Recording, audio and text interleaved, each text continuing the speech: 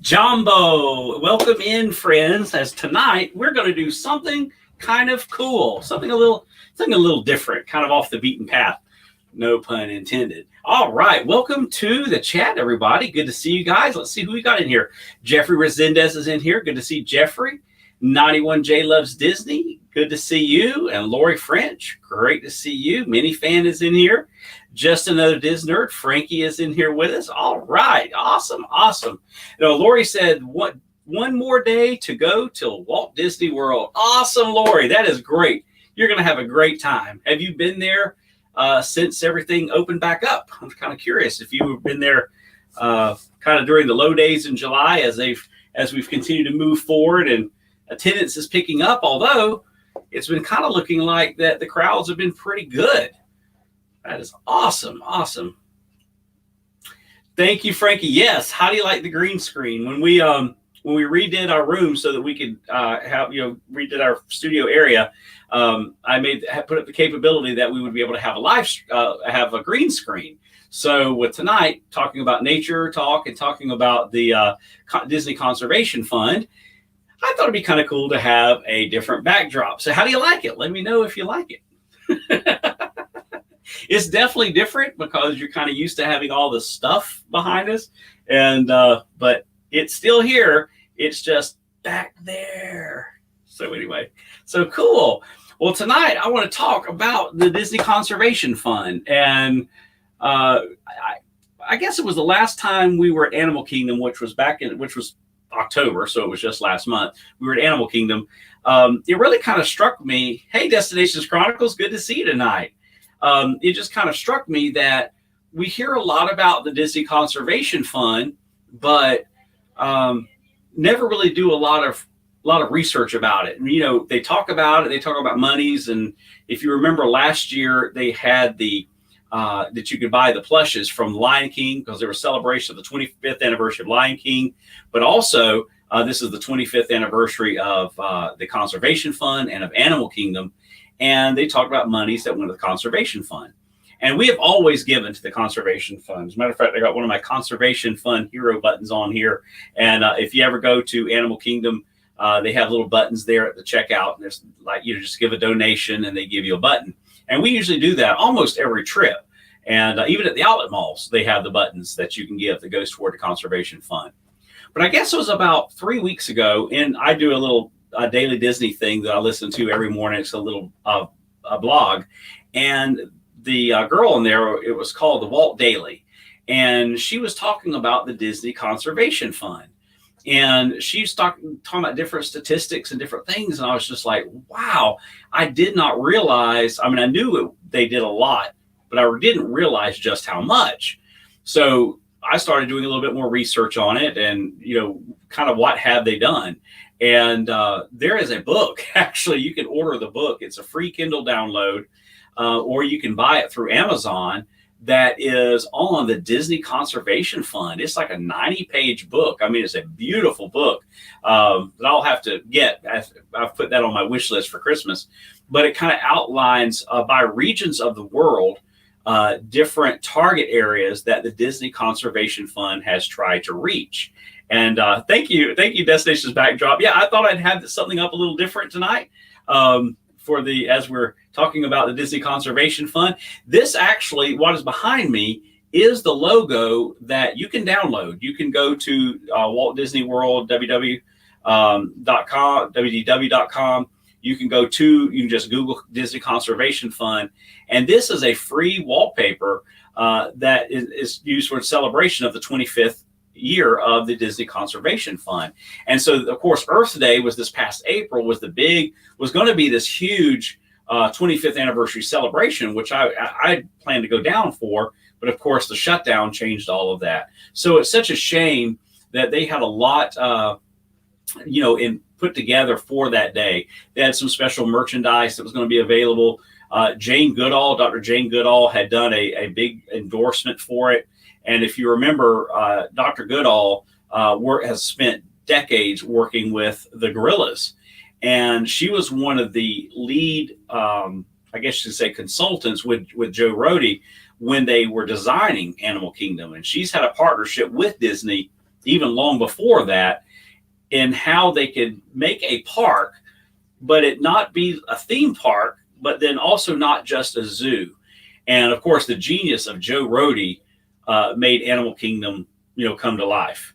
And if you know me, I am a huge Animal Kingdom fan. It is my favorite park by far.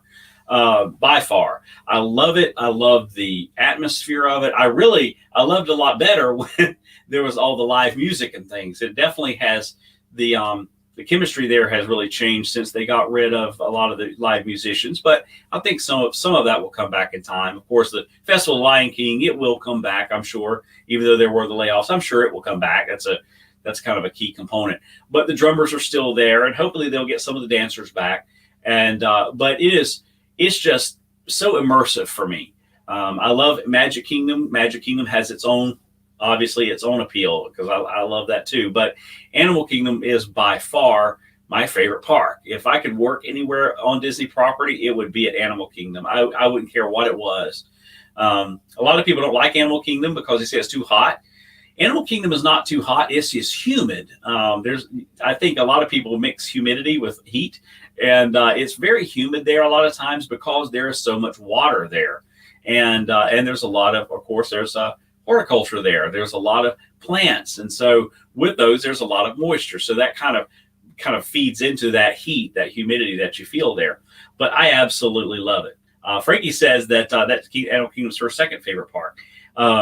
She said maybe they'll make it up next year. I hope so, because I mean, even though you would be past the 25th, there was going to be a lot of celebrations. Earth Day was going to be huge there this year. I had put it on the calendar. I was going to plan to go down, me and Becca, or even if it was just a solo trip, because there was going to be some different offerings that were going to be there that day, and just a lot of different stuff. So it broke my heart when I missed it, because I've always been, I wouldn't say huge into conservation. I mean, in the sense that, like, a tree hugger, like some people say, but I definitely have such a respect for nature and wildlife. I even as a little boy, I got Ranger Rick magazines, and I love studying about animals. And how I didn't end up in some career working with animals still surprises me and my family. But I guess we can say I work with church members, and that's kind of the same, a different kind of zoo. But I love working with them. And I said, one of our dream jobs would be to work at Animal Kingdom. I'd love it. And then on Disney Plus now, they have the new Animal Kingdom series, and I love that. I have watched every one of those twice now, because to see, I've met that cast member. I know who that is, or I've talked to that cast member, and just to see the behind the scenes stuff.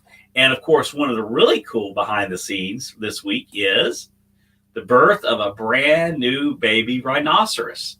And if you guys remember I think it was this last episode so far on the Animal Kingdom, it's sponsored through National Geographic, the Animal Kingdom program on Disney Plus. She was pregnant with this baby, and she gave birth to this baby rhino this week. And this is just too cute. And so I had to get a picture of it to show you. They're, of course, getting him acclimated to his environment and working with the people there, and just amazing. I've always kind of thought about, I was like, certainly they're not born with any kind of a horn, and to see just that little nub there, that little nose right there is just so, so cute. Oh my goodness. But so I thought you guys might enjoy that. But Animal Kingdom, I love the conservation project, and I have loved it even more, realizing just how much real estate, if you will, that Disney is managing around the world.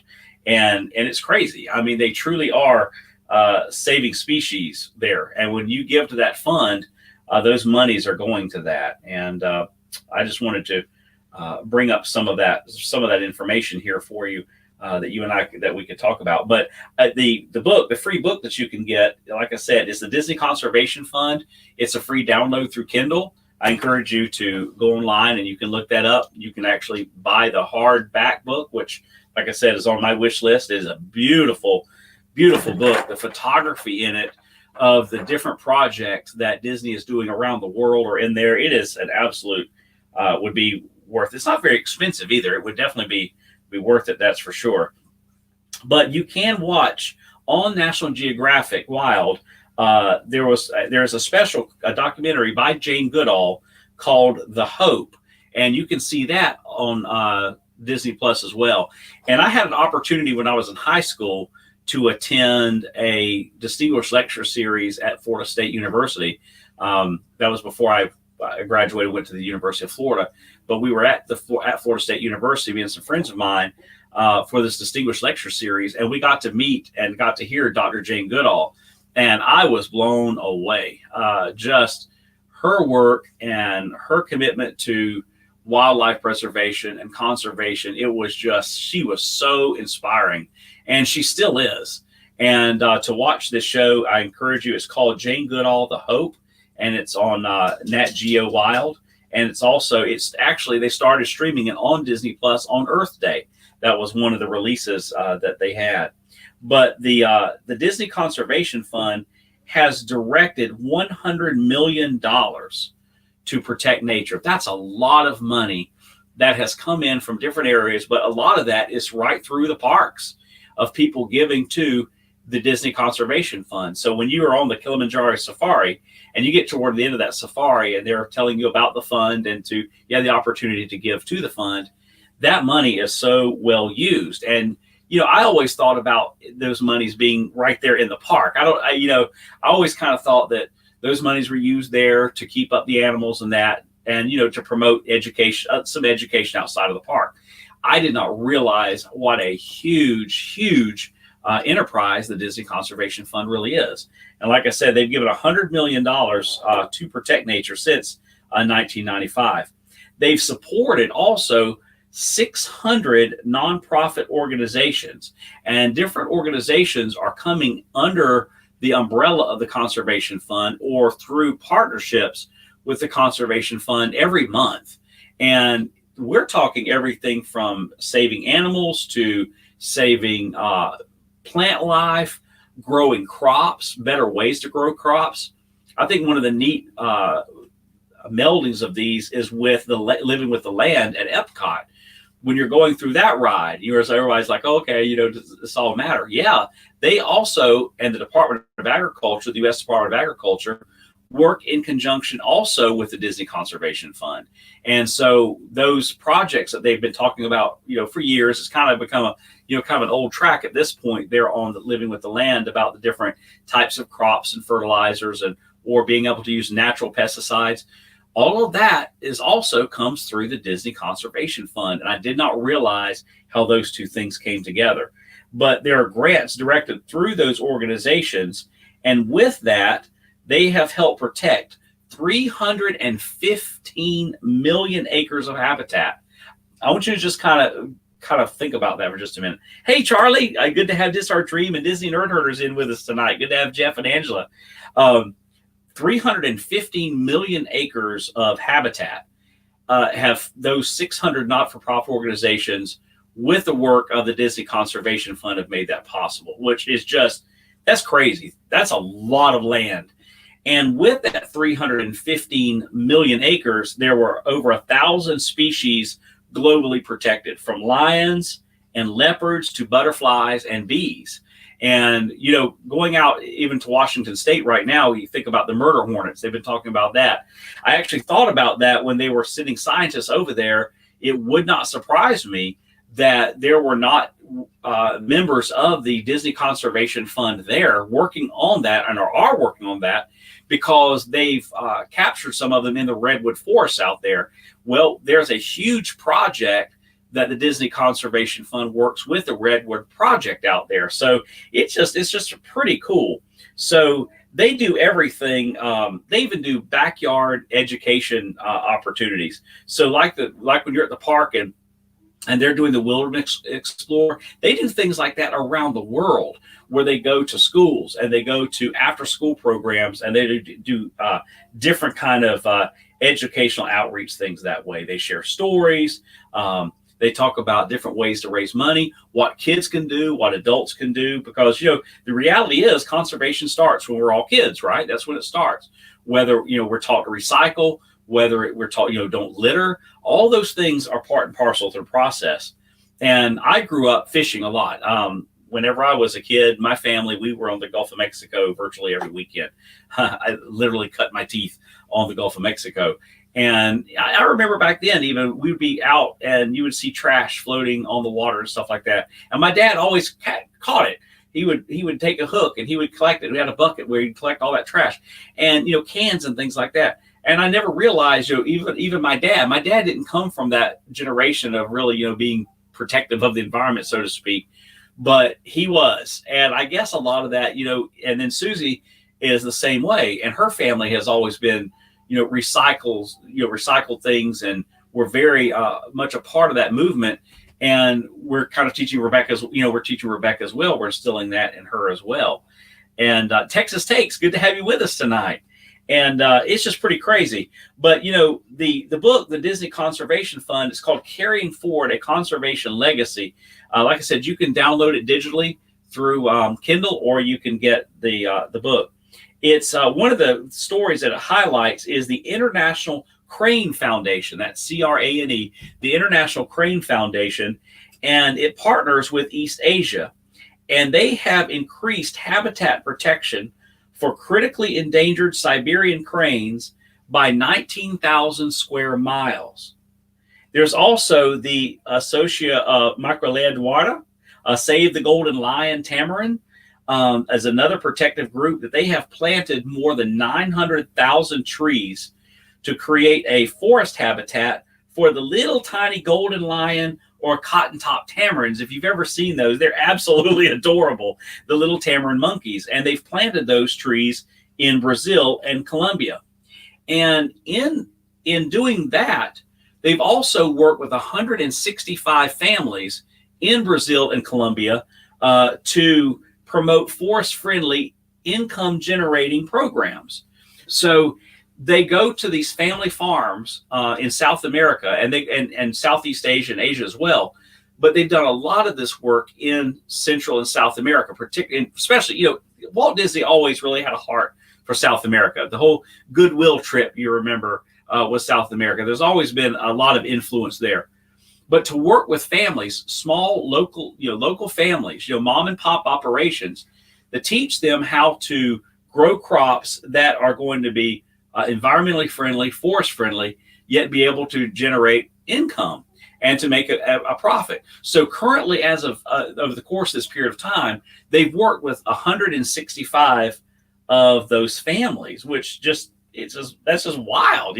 I think about that and it just blows my mind, because that's another aspect of the conservation fund that is far outside of the park that I never would have thought of. So that's just pretty cool. But if you go to the Disney Parks blog, they actually have an article called Honoring 25 Years of Action and Impact Through the Disney Conservation Fund. Thank you for helping us protect the magic of nature. And that really is a tagline. If you see that behind me, is protecting the magic of nature together. And that's part of this Earth Day, 25 years of recognizing the Disney Conservation Fund. And like I said, I know we're well past Earth Day, but I thought it would be kind of neat to look at ways that Disney has done this. There have been so many births at Animal Kingdom too. So many species have come through Animal Kingdom that they have been able to protect and actually be able to return back to the wild, which is crazy. So I looked up, an article on some of the babies that were born at Animal Kingdom, and here, what was it, last month? 2 months ago, a baby mandrill was born there. And we were able to see that baby back in October. Look forward to seeing the baby again in November. I was on Disney Digest, their live stream last week, and they were on the Kilimanjaro Safari. And he was out there playing and running around with his mom. I mean, it was just great seeing that, knowing that was a huge step to have that baby mandrill born there. And also, there have been several births of giraffes there. Matter of fact, October 12th, Willow was born there, and she made her new home there at Animal Kingdom. And I think you can see that process and the birth of Willow there on the show. So, and there's Bonsu. Bonsu was born back on October 10th of 2008. Let's see, there's just a lot of births. There was Makena, who who was born back in March of this past March, and Bonsu, and then let's see, Willow. Let's see, Bonsu. That was one of that. Those were some of the drafts. Let's see. There was Willow. Bonsu, of course, is the boy. There was a baby sable antelope that was born this year on May 7th. That's pretty cool. It's kind of hard to believe a baby giraffe would be 6 feet 1 inches tall and weigh 151 pounds. That's a big baby. And also there was Savo. Savo was born back on June 28th, 2008. And Savo was a 327-pound male elephant. Imagine giving birth to a baby that weighs 327 pounds. So that was Savo back in 2008. There's also Makena, the giraffe, and Kadani. Born on March 8th, Kadani is the first Hartman's Mountain zebra born at Walt Disney World. And you can see that on the show. They showed the birth of Kadani, which is really, really cool. So check that out if you haven't done that yet. So there have just been, I couldn't find an actual count. I'm sure there have been between, I guess, I think Rebecca said like over 1,000 birds. Oh, over 1,000 births, since Animal Kingdom opened. That is wild. So anyway, and all of that is part and supported through this Disney Conservation Fund. So what do you guys think about that? Let me kind of go into the chat. What do you guys think? Yes, and the baby stingray. Many fans said, don't forget the baby stingray. As a matter of fact, we were there in October. They had the area where he was still getting acclimated, and he was losing weight, and they had to make sure that he was eating okay. That's also on the program. But they still had the tarp up in the water there in the aquarium, so we could see the baby. But I'm hoping that he's been released into the aquarium now, so that when we go at the end of the month, we'll be able to see the baby. Also, there was a porcupine. If you see it, there was a porcupine that was born in February, a porcupet, a baby porcupine. It's called a porcupet, and was born. And you can see that also on not only on the Animal Kingdom series, but they also have it on One Day at Disney. There were actually a total of 4 baby zebras born in 2020. And the most recent, of course, there was on May 6th. So those are Hartman zebra. So that's pretty cool. So babies born everywhere, all over. The monkeys, if you remember, like we said, the mandrill was born. I think there was another species of monkey. The Colobus monkey. There was a Colobus monkey baby born this year as well. So that's really cool. So the next time you go to Disney's Animal Kingdom and you're on the Kilimanjaro Safari, or you're over at the Animal Kingdom Lodge, maybe you'll be able to see some of these babies. Many fans said the baby rhino is no little dude. Nope, let me bring him back up. That was the baby rhino that was born just this week. James Money, 615. What's up? We're doing great tonight. Talking about the Disney Conservation Fund and looking at this picture of the new baby rhino there at Animal Kingdom. That's cool.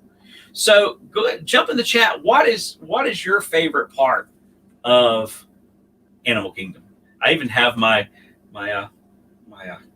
coffee cup there. I like that as Mickey's looking through his binoculars, and you can't really see it, but it looks like the safari, the Kilimanjaro Safari is there in the lens of his binoculars. And of course, I have to have my safari. It's the safari shirt there. Yeah, he is no little dude. So I thought it would be kind of neat, to talk about that tonight and to just look at the conservation fund. So the next time you're at the parks and you're at Animal Kingdom and you have the opportunity, if they say, would you like to donate, or you're on the safari and they mention it, to do that. We usually give $1, $2. We get a button. If we get 3 buttons, we give $3, whatever. Or give more than that, obviously, if you feel led to. But every little bit helps. But whenever I now realize just what the money support and what it provides for, it is incredible. Ray J, hello, all the way from Indonesia. Ray J is in here with us tonight. And Frankie says she always donates. That's awesome. That is awesome. And it turns out that we're actually, this is kind of funny. When we were on with Disney Nerd Herders with Stacy and Charlie the other night, which was awesome, Go back and check that. We had such a great time with them. We met up. What was it? We just figured out it was last year, and gosh, this year has been so weird. Kind of throws off your whole time frame. But we're all going to be down at Disney for Thanksgiving, and it turns out we're going to be at Magic Kingdom together on Thanksgiving Day.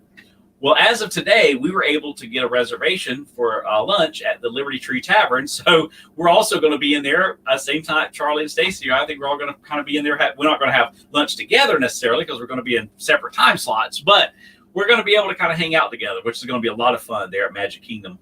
What better place to spend Thanksgiving Day but at Magic Kingdom, right?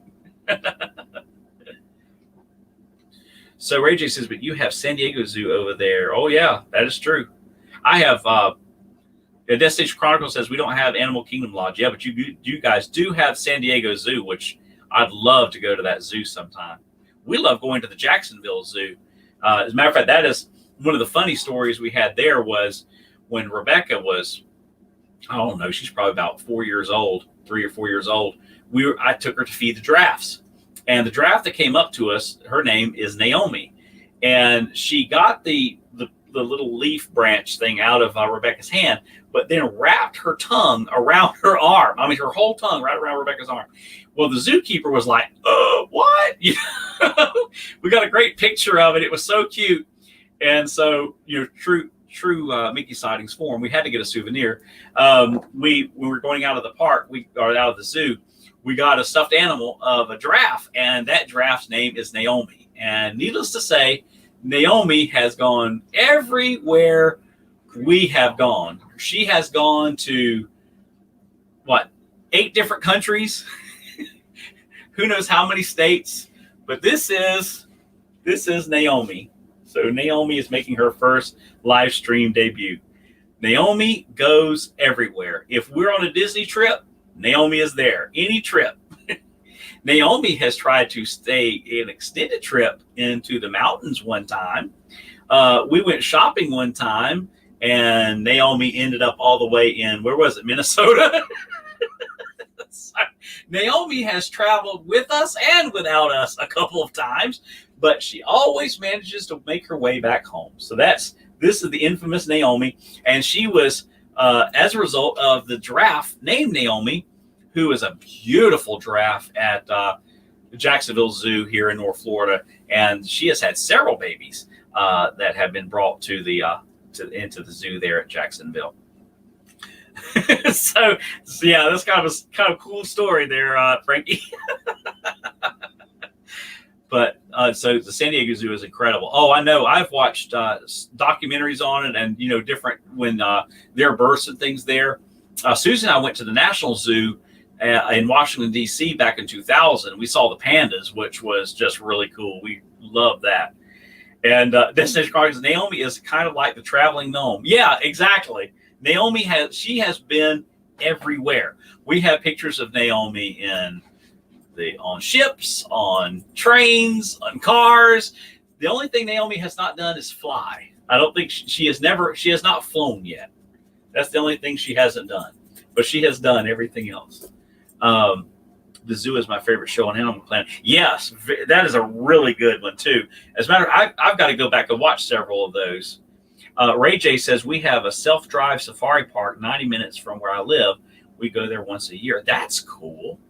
That is really cool. Now, and that is, so what kind of animals are in because you guys are in Indonesia. I don't know if a lot of people realize that, but Ray J is in Indonesia. What kind of animals are in the safari park like that? What kind of animals do you see? I'm just kind of curious. I don't want to sound like a tourist, but I just find that fascinating. So on Animal Planet is the zoo. And, you remember here a while back, and I know Blackfish, CNN did Blackfish, which just really hurt SeaWorld. And we've always supported SeaWorld. I think SeaWorld has done amazing work. I've seen SeaWorld at work here in Florida. I know they do what they say they do. I've seen them practice what they preach. And, it was such a shame that they got hit by that so badly. But that's one of the things we're planning to this year is to try to get back to SeaWorld more as well, because I just think that's another aspect of conservation that is so important that we need to support. for sure. Oh my goodness, here I've turned my flashlight on my telephone there.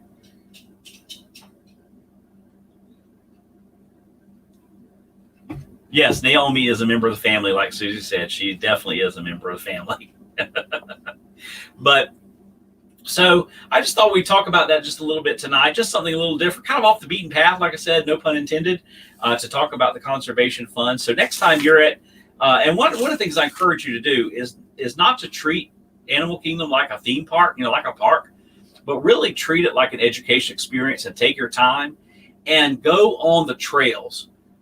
Don't miss the trails. I know one of the things that we have a habit of doing is anytime you go to any of the parks, you've got a checklist. We want to do this, do this, do this, do this.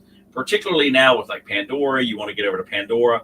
You could, of course, go back to the animation station. You can do animation, which is a lot of fun. That's really cool too. But I encourage you to take your time and go on all of those little trails.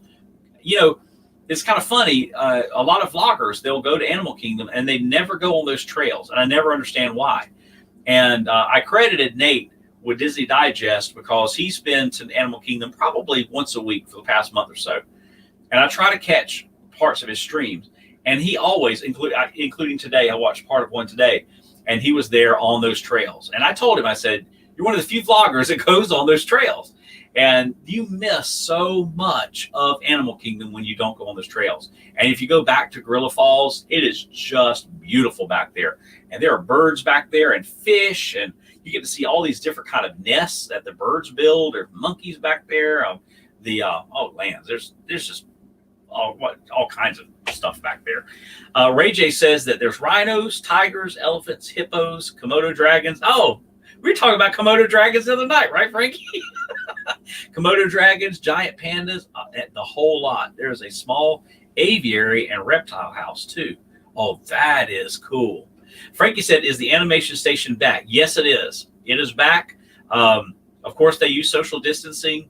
They give you a pencil when you come in. You just take the pencil with you, but they are doing that again. And like once every hour. So you really kind of have to get on back there, because if you wait, and they've just started, you can't go in.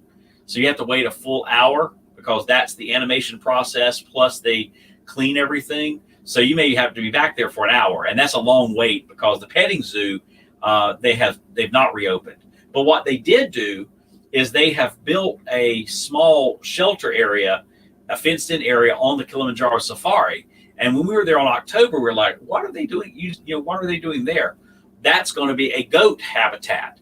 And they're moving, I think, some of the goats from the petting zoo area over where Animation Station is, back there, at Rafiki's Planet Watch. They're moving them there to the safari, which is really kind of cool. So probably when we go at the end of this month, those goats will be there, because I think they finished that facility there. But yes, Animation Station is back and it is open. Frankie says, nope to Komodo dragons. I don't know. I still think they'd be kind of cool. It's kind of one of those things where I like to know that they're on the other side of a fence. That's for sure. Which on our channel, if you've never gone on Kilimanjaro Safari, we have a video of one of the safaris we went on a year before last. So I encourage you to check that out. We need the viewing hours, so check out as many as you can. I also uploaded a video today about the Old Mill, and today is the 83rd anniversary of the release of the Old Mill, and that was a very historic film, not only for Walt Disney but for animation as a whole. So please go out and check that out. If you haven't seen that, I uploaded it today. It actually started as a live stream, and I started showing parts of the Old Mill, and YouTube did not like that, so they shut it down. So I had to come back in and take number 2. So take number 2 is more boring than take number 1. Take number 1 had cool stuff in it. But YouTube, I can't get away with anything on YouTube. And Susie says that the night safari is really neat. Yes. Let me tell you about Animal Kingdom. Sunset at Animal Kingdom, and I'm so glad that the parks are staying open later now again. There is a different atmosphere at Animal Kingdom once the sun starts setting. First of all, the crowd thins out dramatically. So you begin to kind of have the park to yourself. And a lot of people think that the animals will start bedding down. Well, in fact, a lot of the animals, particularly on the safari, are nocturnal. So you get to see a lot of animals when you do the night safari that you don't see during the daytime.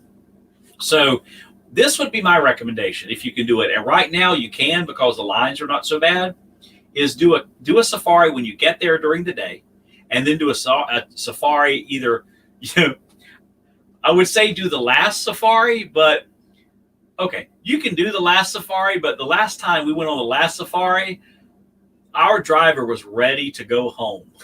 That's all I can say. Don't sit in the back of the truck. Sit in the middle of the truck. Ray J says you can go to the island where the Komodo dragons are from. They're out and about, not caged. You need to be accompanied by an authorized park ranger to visit. I guess so. Ray J, they can eat you. Good grief. I know we went to a turtle farm in Grand Cayman, and we got to swim with the sea turtles there, which was really cool. It was almost like it really was a habitat. But in that habitat were also these iguana. Well, some of these iguana were as long as a full-grown man. And it was really kind of crazy swimming in these lagoon things with the sea turtles and having these iguanas swimming by you that were pretty big, that you were like, please don't eat me. Please don't attack me.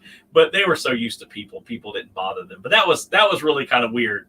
I bet it'd be kind of the same thing with the Komodo dragons, having them walking around you. That'd be kind of weird. Justin Disser says it's pretty fuzzy, but since I can hear him clear, it's pretty fuzzy. Oh, okay. So how's the stream link clear? It's wonderfully clear on my end, but I never know what our internet is doing.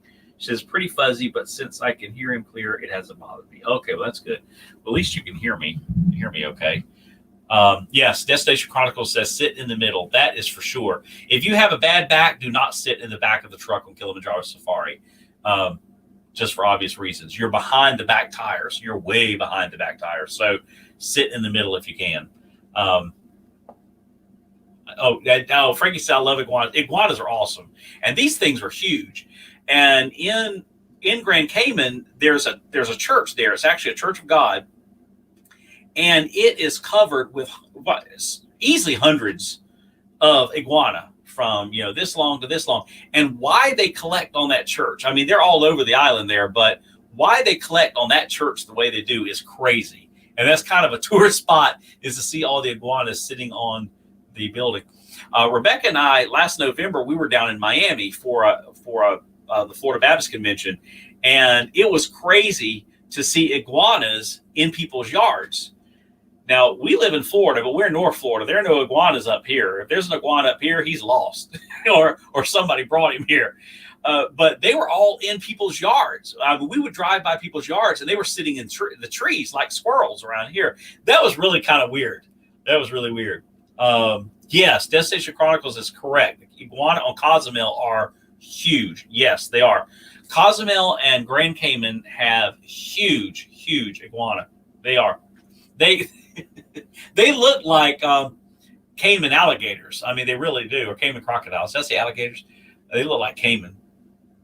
Oh, see, that's normal to me. Now, of course, not New York.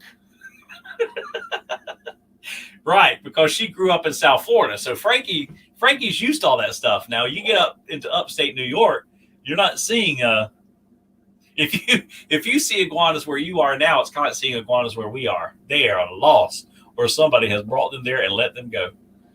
Same with having gators in your backyard. Yeah, now that is true. Central Florida and South Florida gators in your backyard.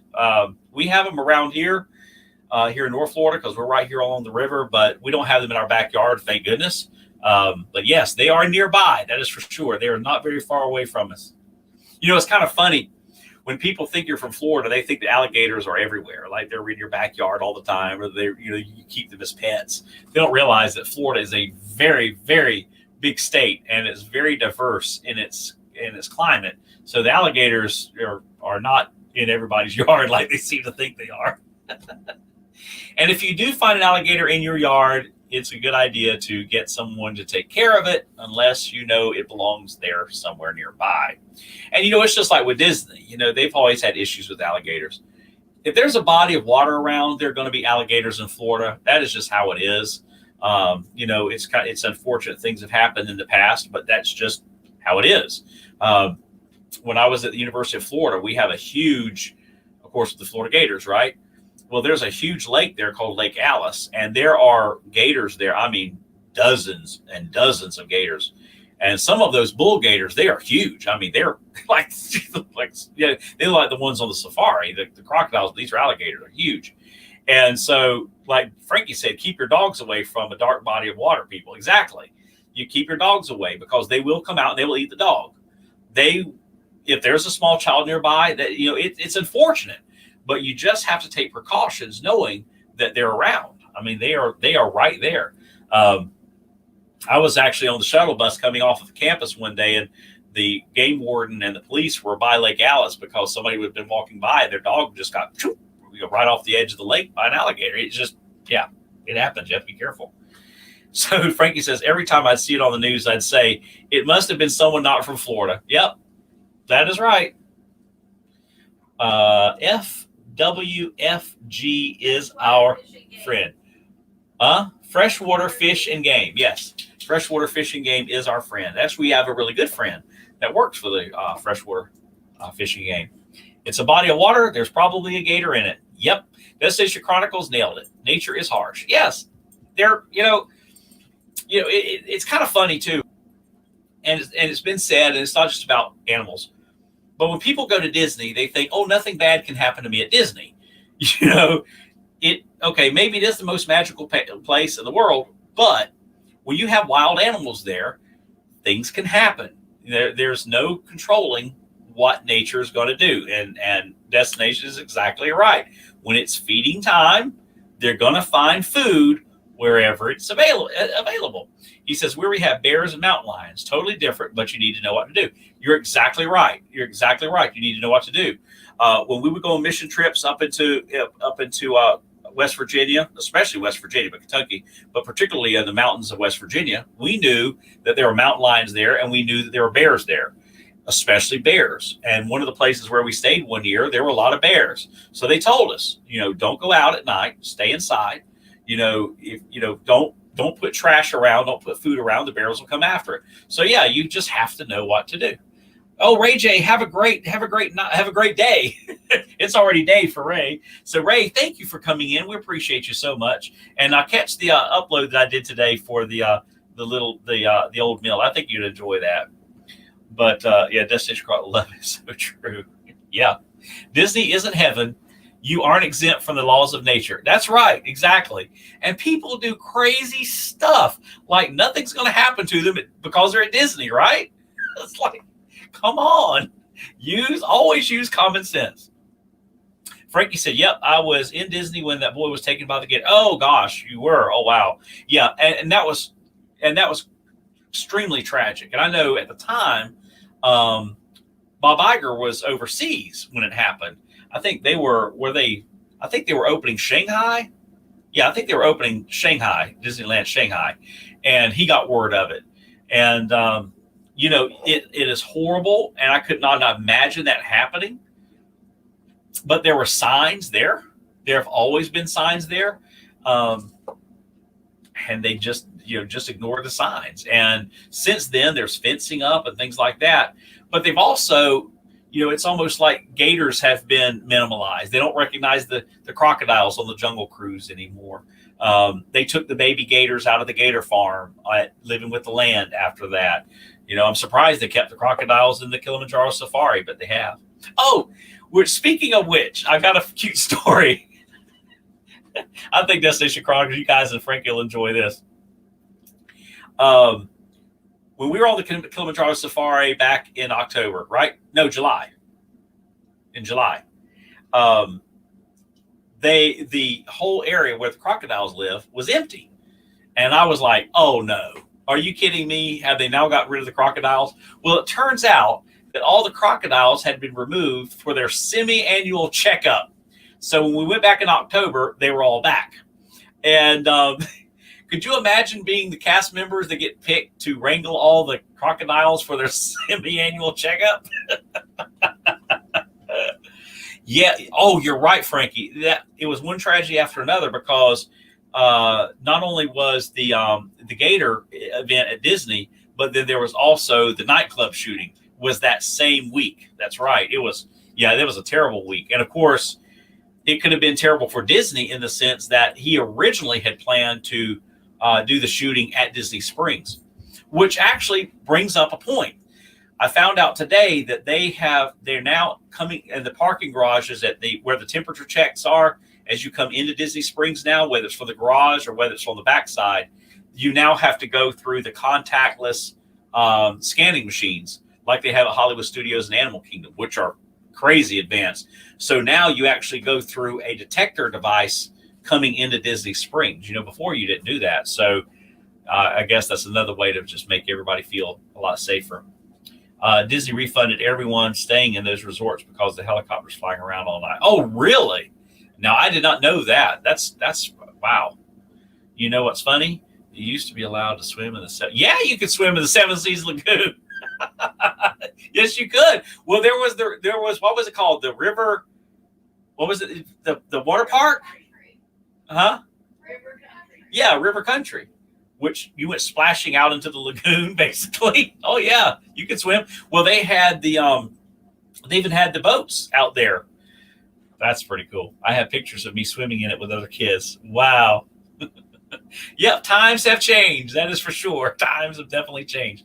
But anytime you're on a vacation, you just have to use common sense, right? But I know we're we all are bad about it. We've been on cruises where we've done excursions, and we've done stuff on excursions that we would never do at home. And I'm like, why do we think doing it away from home is safer than doing it at home? You're in a third world country, so let's go really, yeah. Anyway, so I guess we all do that. So it's kind of like, point your finger, but three are pointing back at you. But anytime you go, you just have to be careful and know that, yes, Mother Nature, and a lot of times Mother Nature wins, unfortunately, that's for sure. All right. Well, I think that's going to wrap us up for tonight. I didn't want to stay on very long, but I just wanted to do something tonight and talk about the Conservation Fund. So hopefully if you learned something that you didn't know, and if you feel free, give to the Conservation Fund when you go. There are also some special purchases that you can make there in Animal Kingdom that specifically portions of the monies go to the Conservation Fund. So I encourage you to do that. Also, check out Disney Plus. Watch the show there, the Zoo, which is, of course, streaming through Animal Planet, and also watch the Animal Kingdom program and One Day at Disney on Disney Plus. I know you will really enjoy it if you haven't watched those yet.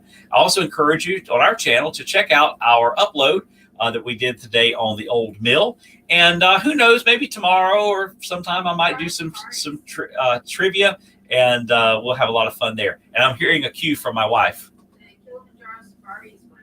Yes, and also check out our video on the Kilimanjaro safaris. That was really good. Susie narrates it. She has she does a much better job than I do, and so she narrates it. And she did a jam up job on it. So check that out. So be aware of your surroundings. Destination Chronicles says that's exactly right. Be aware of your surroundings.